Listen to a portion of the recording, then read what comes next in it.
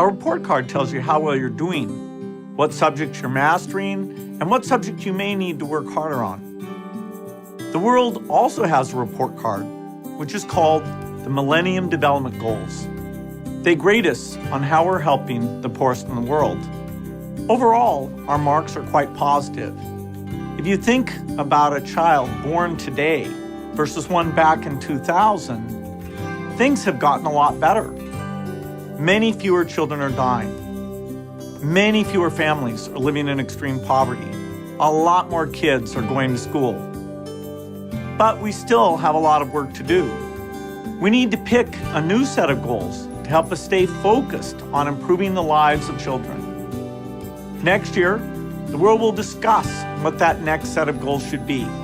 It's a huge opportunity to pick the priorities for 2015 to 2030. I'm interested in what you think our priorities for the poor should be for this 15-year period. Send us your thoughts. I look forward to seeing them.